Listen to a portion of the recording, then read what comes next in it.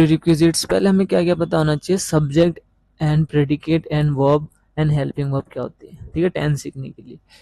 Second है sentences के types, affirmative, negative, interrogative, ये हमें टाइप्स पता होने चाहिए, ठीक है। जब हमें टाइप्स पता होगा तो हम उसको ट्रांसलेट कर पाएंगे या उसको ट्रांसफॉर्म कर पाएंगे इंग्लिश में।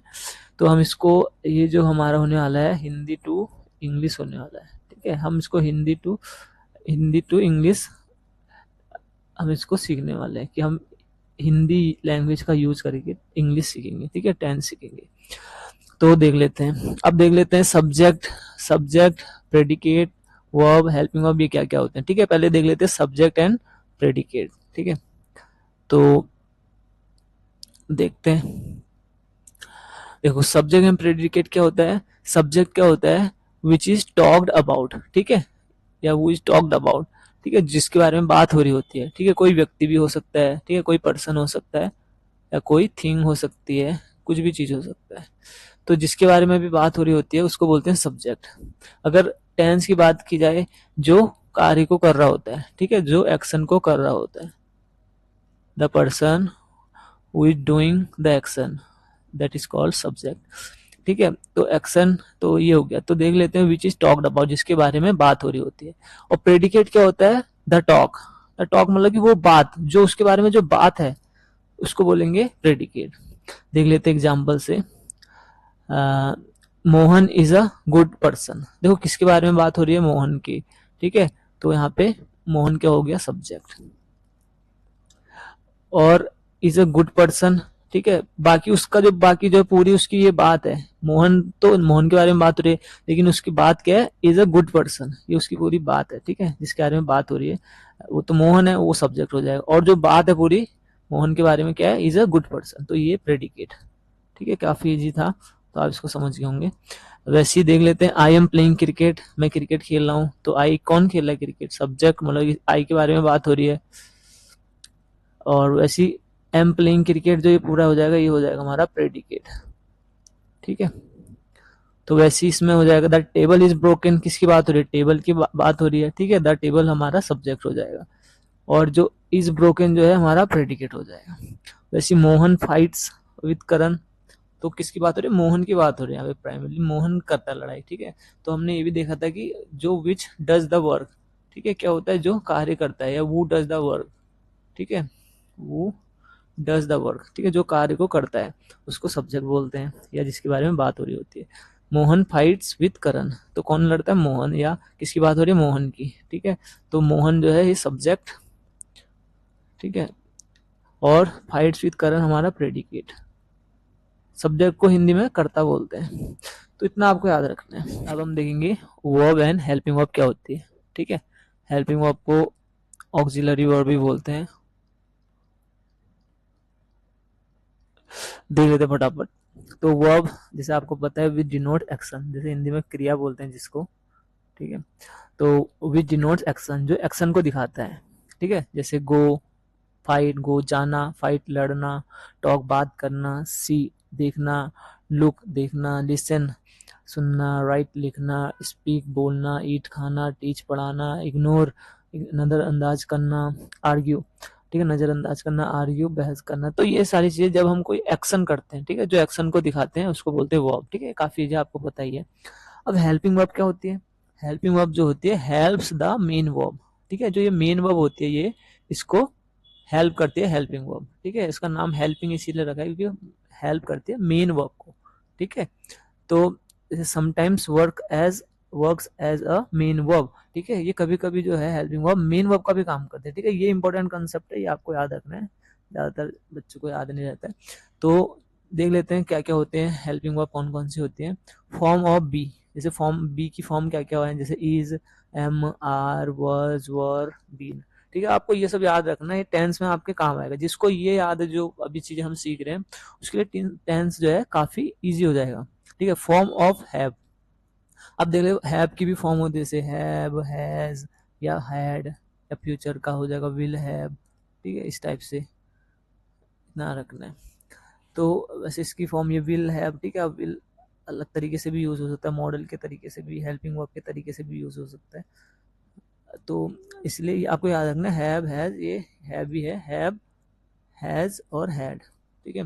तो ये है, तो आपने इतना याद रखना है। हेल्पिंग वर्ब क्या करती है, हेल्प करती है मेन वर्ब को, ठीक है। तो हेल्पिंग वर्ब आपने याद रख लेने क्या क्या होते हैं, ये होते हैं, आपने बस इतना याद रख लेना, आपको ज्यादा कंफ्यूज, ज्यादा दिमाग नहीं लगाना, तो आपने इतना याद रखना है हेल्पिंग वर्ब ये होते हैं। देखो क्योंकि अभी हम टेंस सीख रहे हैं तो हम इसको ज्यादा डीप नहीं जा रहे हैं, क्योंकि हमने बस इतना जानना है ये सारे हेल्पिंग वर्ब होते हैं। एग्जाम्पल लिख देता हूँ इसलिए, चलो फटाफट एग्जाम्पल, ही इज प्लेइंग, ठीक है। तो ही इज प्लेइंग, तो इज भी है और प्लेइंग मतलब खेलना, तो खेलना यहाँ पे मेन वर्ब का काम कर रहा है, ठीक है। तो इज जो है इसको बस हेल्प कर रहा है मेन वर्ब को, ठीक है। एक मीनिंगफुल सेंटेंस बनाने के लिए बोला जाए, मीनिंगफुल सेंटेंस बनाने के लिए या सब्जेक्ट को वर्ब से जोड़ने के लिए, ये भी कह सकते हैं। तो मीनिंगफुल सेंटेंस बनाने के लिए इज का यूज हो रहा है, ठीक है। इसको बोलेंगे हेल्पिंग वर्ब। कभी कभी ये मेन वर्ब का काम करता है, ये भी आप देख लो, ठीक है। कभी कभी ऐसा वर्ब नहीं लिखा रहता, जैसे लिखा है ही इज वाइज, ठीक है। अब देखो यहाँ पे इसके लिए एक हेल्पिंग वर्ब भी होना चाहिए, वाइज तो एक एडजेक्टिव है, ठीक है, विशेषण है। तो यहाँ पे कोई मेन वर्ब तो है नहीं, ठीक है, no main verb, there is no main verb in this sentence, ठीक है। तो कोई मेन वर्ब नहीं है, तो जब मेन वर्ब नहीं है तो ये हेल्पिंग वर्ब भी नहीं रहेगी, क्यों?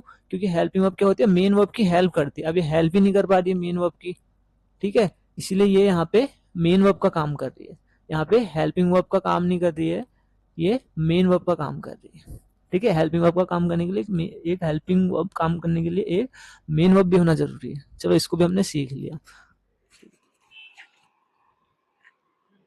तो अब हम देखेंगे टाइप्स ऑफ सेंटेंस, ठीक है। सेंटेंस के कौन से टाइप होते हैं, तो हम इसमें, ठीक है, हम उस पॉइंट ऑफ व्यू से देखेंगे जिससे हमें टेंस आ जाए, ठीक है। वरना optative sentence, imperative sentence, exclamatory sentence बहुत होते हैं, बस आपने हम सिर्फ उसी अकॉर्डिंग सीखेंगे जो हमारे लिए ज़रूरत है, उसके हिसाब से हम सीखेंगे, ठीक है।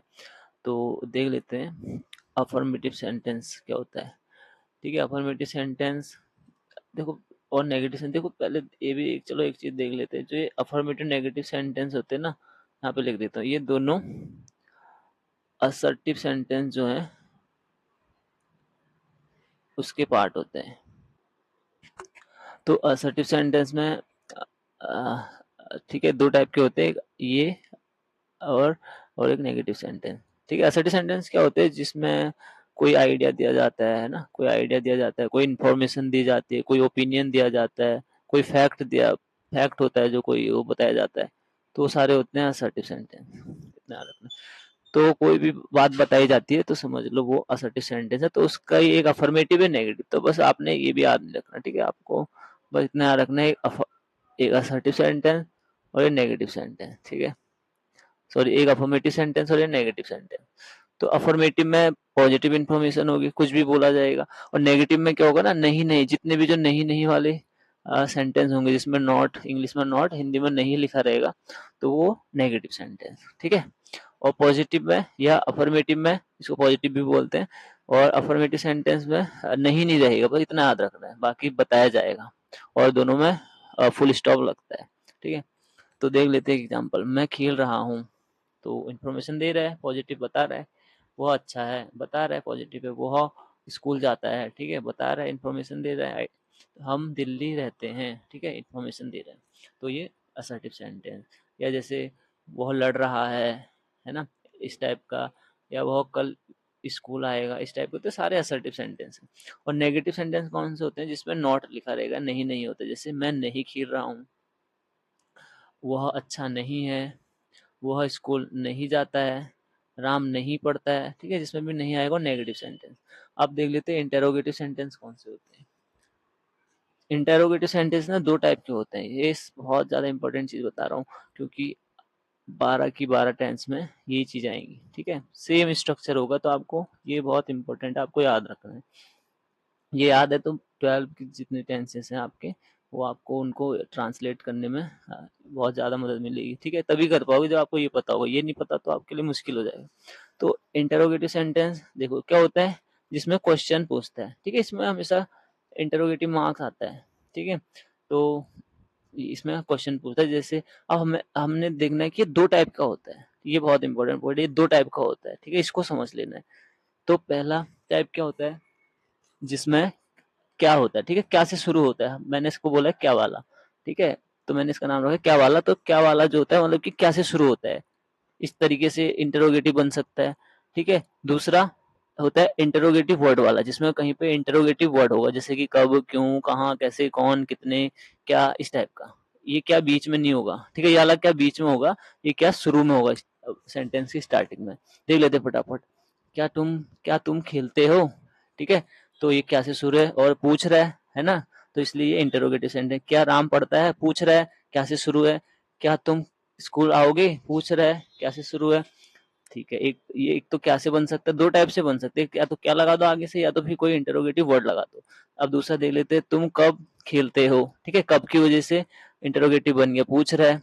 वह कहाँ जा रहा है, ठीक है, कहाँ जो है इंटरोगेटिव वर्ड है, ठीक है, तुम कहाँ जा रहा है। तुम क्यों लड़ रहे हो, तो क्यों पूछ रहा है, तो ये भी एक उसका एग्जाम्पल हो गया, ठीक है। देखो अब हम इंटरोगेटिव देखेंगे सेंटेंस का एग्जाम्पल। कि इसको ट्रांसफॉर्म कैसे करना है या ट्रांसलेट कैसे करना है हिंदी से इंग्लिश में, ठीक है, ट्रांसफॉर्मेशन कैसे होगा इसका।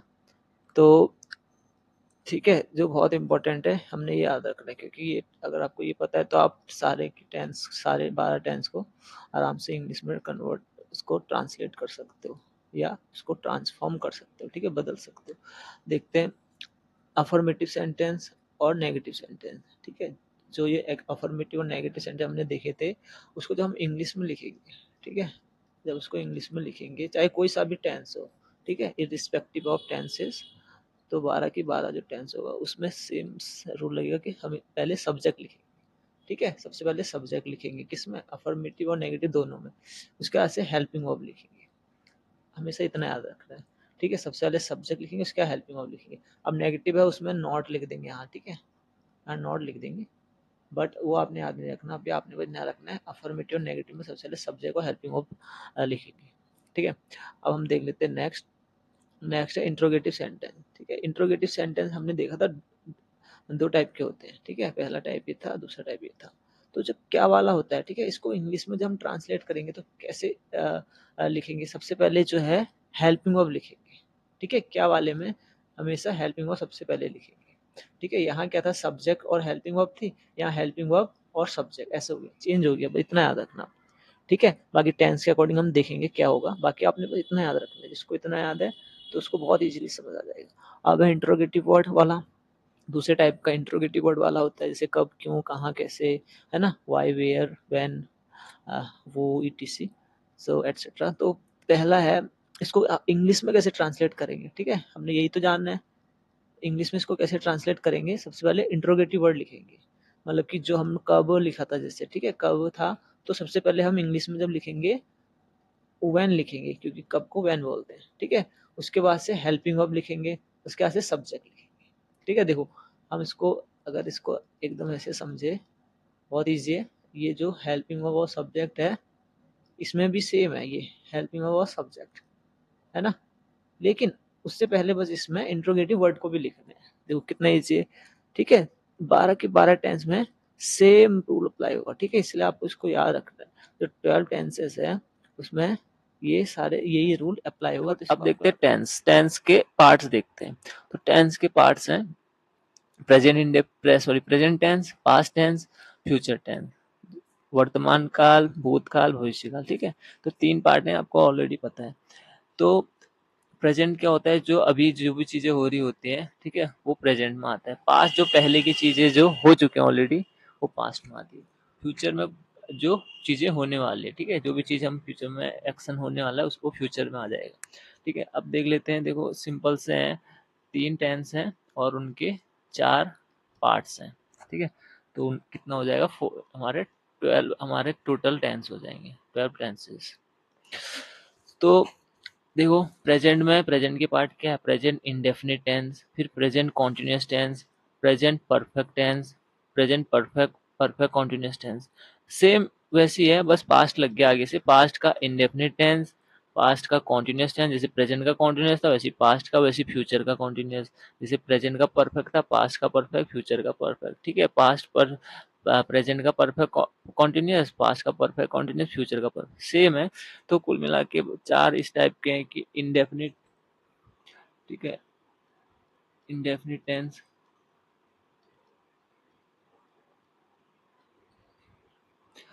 दूसरा है कॉन्टिन्यूस टेंस,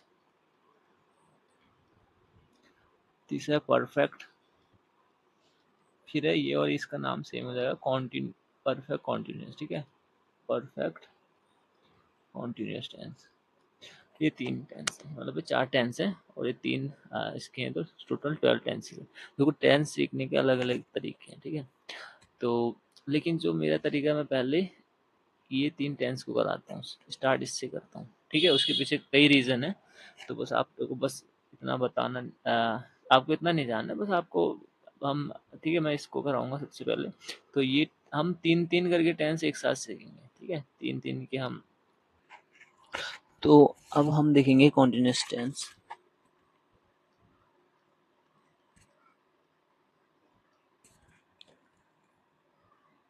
देखो कॉन्टिन्यूस टेंस जो है ना, जैसे कोई सा भी टेंस है, आपको उसमें दो चीज़ें याद रखनी।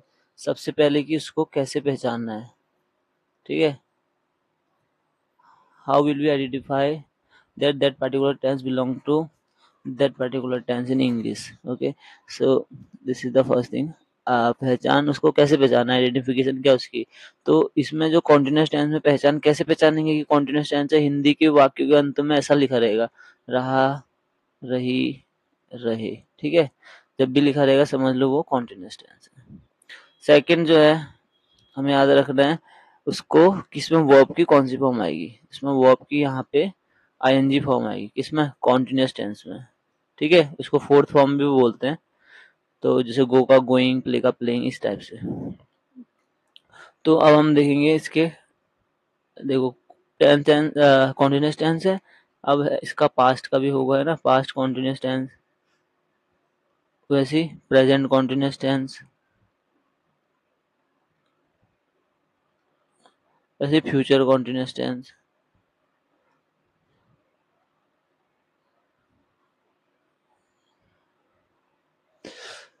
तो वो रहा रही रहे क्योंकि कॉन्टिन्यूस टेंस में है, तो पास्ट में भी होगा, है ना, क्योंकि ये भी तो कॉन्टिन्यूस है, बस पास्ट का है। प्रेजेंट में भी रहा रही रही होगा और इसमें भी होगा, फ्यूचर में भी होगा रहा रही रही, ठीक है, तीनों में होगा क्योंकि तीनों कॉन्टिन्यूस टेंस है। लेकिन इसको और इनमें भी कैसा क्या डिफरेंस रहेगा, तो इसमें जब रहा रही रही के पीछे ना था, थी, थे, इस टाइप का लिखा रहेगा, ठीक है, और इसमें लिखा रहेगा है, हूँ, ठीक है, और इसमें लिखा रहेगा होगा, होगी, होंगे, ऐसे हम पहचान पाएंगे इसको। जैसे यहाँ रहा था में कैसे, जैसे कि वह खेल रहा था, हम दौड़ रहे थे, वह पढ़ रहा था। जब भी था कि था लिखा रहता है, इसका मतलब कि पहले की बात है ना, तो पहले की बात है, इसका मतलब पास्ट का कॉन्टिन्यू, पास्ट का टेंस है। लेकिन रहा भी लिखा है तो वो पास्ट का कॉन्टिन्यूस हो जाएगा। वैसे है में, जैसे मैं पढ़ रहा हूँ, वह खेल रहा है ना, हम सीख रहे हैं, तो इस टाइप का प्रेजेंट का कॉन्टिन्यूस। वैसे फ्यूचर का होगा, होगी, वह खेल रहा होगा, वह पढ़ रही होगी, हम दौड़ रहे होंगे, हम घूम रहे होंगे, तो इस टाइप का, ठीक है, इतना याद रखना। अब हम थोड़ा सा देख लेते हैं आगे। देखो ये देखने के बाद अभी हमने देखना है कि, तो इसमें हम क्या यूज करते हैं, पास्ट में जो होता है, पास्ट में हेल्पिंग वर्ब आती है वर्स या वर, ठीक है। वर्स जो आएगा ना, ये सिंगुलर के लिए यूज होता है, ठीक है, सिंगुलर मतलब एक वचन, जैसे बॉय, है ना, या मैंने बोल दिया राम, ठीक है, एक नाम, एक व्यक्ति है ना। तो वर आता है प्लूरल के लिए। प्लूरल क्या होता है, प्लूरल एक से ज्यादा, जैसे बॉय की जगह बॉयज लिख दिया, राम तो नहीं हो सकता, या मैंने बोल दिया टीचर्स, है ना, इस टाइप के स्टूडेंट्स। तो एक से ज्यादा जो चीजें होती हैं वो प्लूरल आता है, तो वर यूज होता है। यहाँ इज, एम आर का यूज होता है प्रेजेंट में। इज जो है वो सिंगुलर के लिए यूज होता है, और एम जो है सिर्फ और सिर्फ आई के साथ यूज होता है, और आर है प्लूरल के साथ यूज होता है ना, किसमें, प्रेजेंट टेंस में। और फ्यूचर में विल भी यूज होता है, ठीक है, चाहे चाहे सिंगुलर हो चाहे प्लूरल हो, दोनों के साथ विल भी यूज होता है, ठीक है, काफी इजी है। देख लिया था। अब हम देखेंगे इसका इंग्लिश में ट्रांसफॉर्मेशन। तो इंग्लिश में हम कैसे चेंज करेंगे हिंदी से, तो ये तो हमको पता है, ठीक है। अब हम देखते हैं इसका रूल कैसा होगा, इसका स्ट्रक्चर कैसा होगा। इसको मैं यहीं पे रखता हूँ ताकि हमें देखने में आसानी हो, समझने में आसानी हो। तो देख लेते हैं। सबसे पहले हमें पता है अफर्मेटिव सेंटेंस जब होगा, जब अफर्मेटिव सेंटेंस होगा तो क्या करेंगे। सबसे पहले हम लिखेंगे, हमें पता है अफर्मेटिव नेगेटिव में सबसे पहले हमने देखा था क्या लिखते हैं, सब्जेक्ट। तो इसमें भी सबसे पहले सब्जेक्ट लिखेंगे। उसके बाद प्लस, उसके बाद हमको पता है क्या लिखते हैं, हेल्पिंग वर्ब। ठीक है, हेल्पिंग वर्ब। हेल्पिंग वर्ब लिखने के बाद हमें ये पता है, ठीक है। लेकिन यहाँ जो हेल्पिंग वर्ब है, यहाँ हेल्पिंग वर्ब है, देखो अगर पास्ट का होगा, ये बहुत इंपॉर्टेंट है, आपने ध्यान से देखना है। अगर जो पास्ट का होगा तो वर्ज लिखेंगे या वर लिखेंगे, ठीक है। ये जो सारी चीजें ये हेल्पिंग वर्ब है, ये जो है ये हेल्पिंग वर्ब है, ठीक है। ये सारी चीजें हेल्पिंग वर्ब है। तो अगर पास्ट का है तो वर्ज लिखेंगे या वर लिखेंगे। अगर सिंगुलर है तो वर्ज लिखेंगे, जैसे बॉय, एक पता चला एक एक लड़का है तो सिंगुलर बोलते हैं उसको। बॉयज अगर पता चला एक से ज्यादा है तो उसको प्लूरल बोलते हैं। तो सिंगुलर के लिए वर्ज लिखेंगे या वर लिखेंगे। तो पास्ट का है तो वर्ज लिखेंगे या वर लिखेंगे। अगर प्रेजेंट का है तो या इन तीनों में से एक लिखेंगे सब्जेक्ट के अकॉर्डिंग। अगर फ्यूचर का है तो विल भी लिखेंगे, फ्यूचर का है तो विल भी लिखेंगे, ठीक है। सब्जेक्ट लिख दिया हमने, उसके बाद से हमने हेल्पिंग वर्ब लिख दी। उसके बाद से जो आएगा वो है मेन वर्ब। तो हमने देखा था इसमें वर्ब की कौन सी फॉर्म आएगी, fourth form. Fourth form means verb की आईएनजी फॉर्म, वर्ब की आईएनजी फॉर्म का यूज करेंगे इसमें। उसके बाद से अगर हमें लग रहा है कुछ चीजें अभी भी बच रही है, वो उसके बाद लिख देंगे, ठीक है। अब देखते हैं नेगेटिव का स्ट्रक्चर कैसा होगा। नेगेटिव सेंटेंस, जो नेगेटिव सेंटेंस होगा उसका स्ट्रक्चर कैसे होगा। तो हमने देखा था उसमें भी सबसे पहले सब्जेक्ट लिखते हैं, उसके बाद से सेम हेल्पिंग वर्ब। तो यही हम हेल्पिंग वर्ब लिखेंगे जो सेम है। अगर पास्ट का है तो ये लिखेंगे, इन दोनों में से एक लिखेंगे। अगर प्रेजेंट का है तो इन तीनों में से एक लिखेंगे, इज एम आर में से। और फ्यूचर का है तो विल भी लिखेंगे, ठीक है। लेकिन यहाँ पे थोड़ा सा एक्सेप्शन है कि विल और बीच में नॉट लगाते फिर भी लिखते। और अब जो है सेम है, जैसे अफर्मेटिव में था वैसे ही नेगेटिव में भी है, बस इतना सा डिफरेंस है यहाँ पे। उसके बाद नॉट लिखेंगे, ठीक है। तो कुल मिला के हम ये बोल सकते हैं यहाँ पे नॉट लिखते हैं, है ना। और उसके बाद से नॉट के बाद से बस फिर ये वर्ब की सेम, वर्ब की फोर्थ फॉर्म, मतलब कि वर्ब की आईएनजी फॉर्म, ऐसे याद रखो वर्ब की आईएनजी फॉर्म।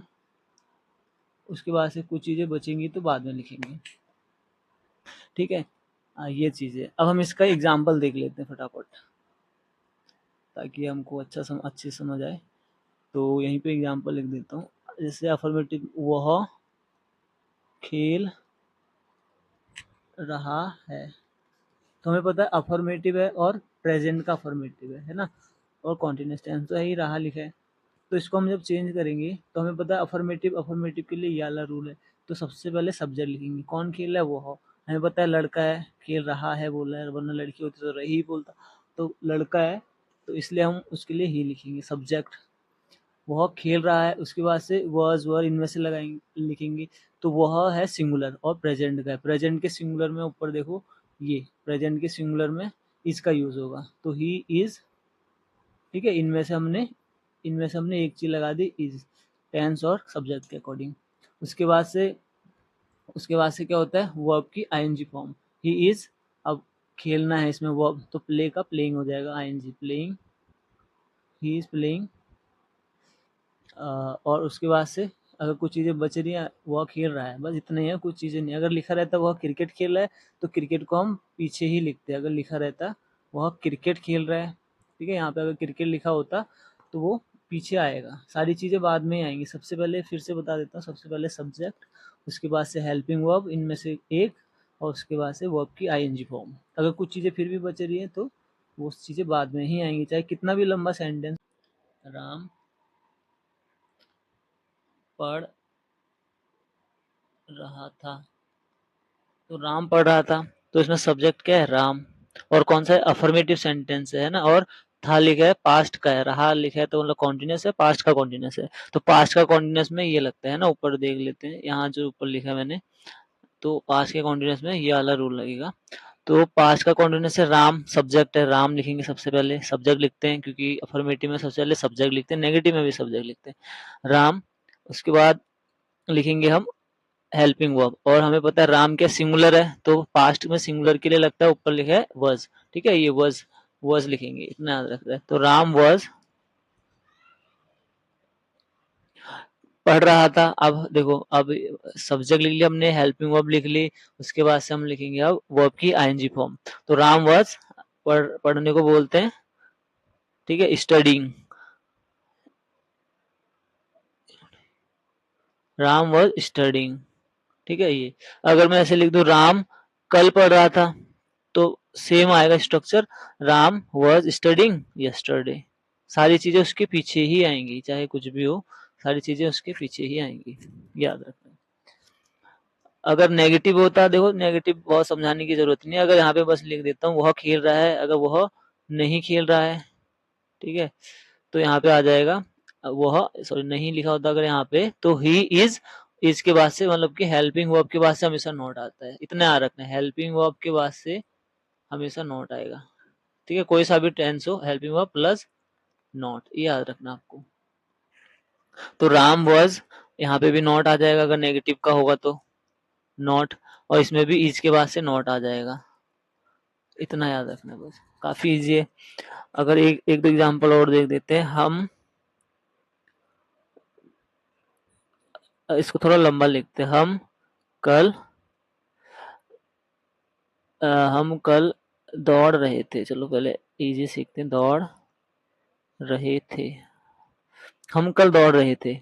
तो अब देखो पास्ट का कॉन्टिन्यूअस थे लिखा है, और हम हमको बोलते हैं वी, सबसे पहले सब्जेक्ट कौन दौड़ा था, हम, तो वी है सब्जेक्ट, दौड़ रहे थे, ठीक है, पास्ट का है, और पास्ट हमसे क्या पता चल रहा है कि ये प्लूरल है, एक से ज्यादा लोग हैं, तो प्लूरल के लिए पास्ट में ऊपर लिखा है देखो वर, तो प्लूरल के लिए वर का यूज है, वी वर, देखो सब्जेक्ट लिख दिया हमने, उसके बाद से वर हेल्पिंग वर्ब लिख दी वर, और उसके बाद से हम लिखेंगे वर्ब की आईएनजी फॉर्म, वी वर दौड़ने, दौड़ने को बोलते हैं क्या, रनिंग, ठीक है, सब्जेक्ट लिख दिया, हेल्पिंग वर्ब लिख दी, मेन वर्ब लिख दिया। अब अगर कुछ चीजें फिर भी बच रही हैं तो उसको उसके बाद ही लिखेंगे, कल, कल मतलब पहले की बात है तो यस्टरडे, ठीक है। आई होप इतना समझ आ गया होगा आपको, काफी इजी है, कुछ है नहीं इसमें, आइए याद रखें। तो अब देखते हैं कुछ एग्जांपल्स फ्यूचर कॉन्टिन्यूअस टेंस की, ठीक है। तो फ्यूचर कॉन्टिन्यूअस टेंस में कैसे पहचानेंगे, फ्यूचर कॉन्टिन्यूअस टेंस होता है तो होगा, होगी, होंगे, इस टाइप का लिखा रहेगा, ठीक है। तो फ्यूचर कॉन्टिन्यूअस टेंस का एग्जांपल, वह खेल रहा होगा, तो हमें पता है रहा होगा तो फ्यूचर कॉन्टिन्यूअस टेंस है सबसे पहले। और अफर्मेटिव सेंटेंस है, अफर्मेटिव सेंटेंस में सब्जेक्ट लिखेंगे, तो कौन खेल रहा होगा, वह, तो ही विल, ठीक है, विल बी, तो यहाँ पे विल भी लगता है जब भी फ्यूचर कॉन्टिन्यूअस टेंस में विल बी का यूज होता है हेल्पिंग वर्ब में, तो ही विल बी, उसके बाद से वर्ब की आईएनजी फॉर्म, तो ही विल बी, खेलने को बोलते हैं प्ले, तो प्लेइंग, इस टाइप का आएगा। अगर लिखा रहता वह नहीं खेल रहा होगा, तो अगर नहीं नेगेटिव वाला सेंटेंस होता उसमें भी सब्जेक्ट तो सबसे पहले लिखेंगे, हेल्पिंग वर्ब के बाद से नॉट लिखते हैं, ठीक है। तो ही विल बी के बाद से he will be not playing ऐसा नहीं लिखते, तो he will not be playing, इस टाइप का आएगा, ये थोड़ा सा आपने अलग से याद रखना है, तो वहाँ पे नॉट यहाँ पे आएगा, he will not be playing, ठीक है, आपको इतना याद रखना है, ये इंपॉर्टेंट है, इस टाइप का। अगर बोला कि वह जा रही होगी, ठीक है, वह जा रही होगी, तो शी विल बी गोइंग, इस टाइप का। तुम खेल रहे होंगे, यू विल बी प्लेइंग, ठीक है, तुम सीख रहे होंगे तो यू विल बी लर्निंग, तो इस टाइप की, ठीक है, काफी इजी है। तो यस, इतना आपने देखना है। अब इसके बाद से अब हम देख लेते हैं इंटरोगेटिव सेंटेंस का, ठीक है, बहुत इंपॉर्टेंट, ये याद रखना है, ठीक है, ये तो आपको अभी तक वो था, बाकी जो इसको समझ गया, ठीक है, वो हर टाइप के क्वेश्चंस को डील कर सकता है। इंटरोगेटिव सेंटेंस जो होगा उसको देखना हमने, प्रश्नवाचक वाक्य, तो ये दो टाइप के होते हैं, ठीक है, उसके अकॉर्डिंग देखना हमने। एक होता है क्या वाला, हमने देखा था क्या से शुरू होगा, क्या वाला। दूसरा होता है प्रश्नवाचक शब्द वाला, मतलब कि इंट्रोगेटिव वर्ड वाला, इसमें इंट्रोगेटिव वर्ड होगा सबसे पहले नहीं होगा, लेकिन एक इंट्रोगेटिव वर्ड होगा। तो क्या मैं देखो क्या करते हैं, इसको कैसे इंग्लिश में ट्रांसलेट करते हैं। सबसे पहले हम लिखते हैं, हमने देखा था सबसे पहले हेल्पिंग वर्ब लिखते हैं। तो यहाँ हेल्पिंग वर्ब क्या है, ये सारी चीजें हेल्पिंग वर्ब है ना। तो सबसे पहले यही लिखेंगे क्या वाले में, वाज। ठीक है, आपको एक टेंस का याद रखना है। अगर आपको एक टेंस का याद है तो आपको 12 की 12 टेंस याद हो जाएंगे, क्योंकि सबका सेम स्ट्रक्चर है। तो इसीलिए इज एम आर या विल, ठीक है, हेल्पिंग वर्ब से विल है इसलिए विल। तो वर्ज ये सब हो गया। उसके बाद से हम लिखते हैं subject, helping verb plus subject, ऐसा था पहले भी हमने सीखा है। तो हेल्पिंग वर्ब प्लस सब्जेक्ट। उसके बाद से वर्ब की आईएनजी फॉर्म बाद में आएगी, और कुछ चीजें बचेंगी वो बाद में आएंगी।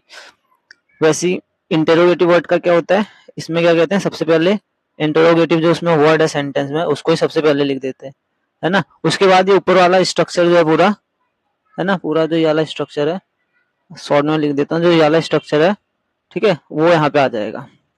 कहने का मतलब कि ये हेल्पिंग वर्ब, ये सारी हेल्पिंग वर्ब, उसके बाद से सब्जेक्ट, फिर वर्ब की आईएनजी फॉर्म, फोर्थ फॉर्म। तो ये हमें याद रखना है, ठीक है। तो आपको इतना समझ आ गया होगा।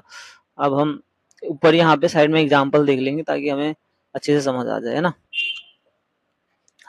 तो देख लेते एग्जाम्पल फटाफट। आपको एक टेंस अगर आपको आ गया तो समझ लो आपको सारे टेंस आ जाएंगे। तो एग्जाम्पल देखते हैं। वो क्या, क्या वाला देखते पहले। क्या वह खेल रहा है, क्या वह खेल रहा है। देखो पूछ रहा है ना, इंटरोगेटिव सेंटेंस है, क्या वह खेल रहा है। अब हमें पता है क्या वाले में सबसे पहले क्या करते हैं, इंटरोगेटिव जो सॉरी ये इंटरोगेटिव में क्या करते हैं, क्या वाले के सबसे पहले हम हेल्पिंग वर्ब का यूज करते हैं। तो हमने देखना क्या वह खेल रहा है, ये प्रेजेंट का है ना। तो अगर मैं इसको क्या, अगर मैं सीधे पहले इतना आप ऐसे समझो, अगर क्या को हटा दूं, वह खेल रहा, इसको कैसे लिखेंगे, ही इज प्लेइंग। ठीक है, थोड़ी हैंड राइटिंग वो देखना, फटाफट भी लिख रहा हूँ। तो ही इज प्लेइंग। तो लेकिन हमने देखा कि इसमें क्या आता है, हेल्पिंग वर्ब पहले आता है, तो इज आगे आ जाएगा। तो इसका हो जाएगा इज ही प्लेइंग। क्या वाले में हेल्पिंग वर्ब पहले लिखते हैं, फिर सब्जेक्ट, फिर लिखते हैं वर्ब। तो क्या वाले, इसका आंसर ये हो गया। इस तरीके से लिखते हैं, और फिर क्वेश्चन मार्क आएगा क्योंकि पूछ रहा है। ठीक है, ये आपने याद रखना है। हम नेक्स्ट देखते हैं, एक एग्जाम्पल और देख लेते हैं। तो क्या वाले का ही देख लेते हैं। क्या तुम सीख रहे हो, ठीक है, इस टाइप का है, सीख रहे हो। तो ये क्या पूछ रहा है, और इंटरोगेटिव सेंटेंस है, इंटरोगेटिव का भी क्या वाला है। तो क्या वाले में क्या करते हैं, वो हेल्पिंग वर्ब पहले लिखते हैं। इस तरीके से समझो, तुम सीख रहे हो, अगर मैं इतना देखूं तो ये हो जाएगा यू आर लर्निंग, है ना। ये आपको पता ही है, यू आर लर्निंग, क्योंकि प्रेजेंट का है तो आर आएगा, यू के साथ प्लूरल वाला लगता है ना नियम, यू आर लर्निंग। तो हमने देखा क्या वाले में क्या होता है, हेल्पिंग वर्ब आगे आ जाती है। तो ऐसा हो जाएगा आर यू लर्निंग, ठीक है। तो ये उसका आंसर है, ठीक है, इसका आंसर ये है। मतलब इस तरीके से इसको हम ट्रांसलेट करेंगे, ठीक है। देखो काफी इजी था, इस टाइप का ही लिखना है। अगर पास्ट का भी होगा, है ना, देख लेते हैं, एक दो पास्ट के फटाफट देख लेते हैं। बाकी सेम है, ऐसा कुछ इतना मुश्किल कुछ नहीं है। जैसे तुम, एक ये वाला देखते, क्या वाला तो हमने देख लिया, तुम क्यों जा रहे हो, ठीक है, तुम क्यों जा रहे हो, इस टाइप का। तो अब ये भी इंटरोगेटिव है क्योंकि पूछ रहा है, लेकिन ये क्या वाला नहीं है, ये दूसरा वाला है, ठीक है, ये वाला है यहाँ इंटरोगेटिव वर्ड वाला, क्योंकि इसमें क्यों है, क्यों इंटरोगेटिव वर्ड है, तो ये वाला है। तो देखो, ठीक है, यहाँ पे थोड़ा तो देखो तुम क्यों जा रहे हो, तो इसको हम ऐसे लिखेंगे। हमें पता है सबसे पहले क्या लिखते हैं, इंटरोगेटिव वर्ड ही लिखते हैं। तो क्यों को इंग्लिश में क्या लिखेंगे, वाई, ठीक है। उसके बाद से हमने क्या लिखना है, ये नहीं कि वाई यू, ऐसा नहीं लिखेंगे। उसके बाद से हेल्पिंग वर्ब लिखेंगे, क्योंकि ये वाला स्ट्रक्चर ही नीचे देखो, जो ये वाला स्ट्रक्चर ही इसके बाद आएगा, है ना, इसका मतलब हेल्पिंग वर्ब पहले आएगी। तो तुम क्यों जा रहे हो, है ना, प्रेजेंट है, तो यू के साथ क्या लगाते हैं हम, आर।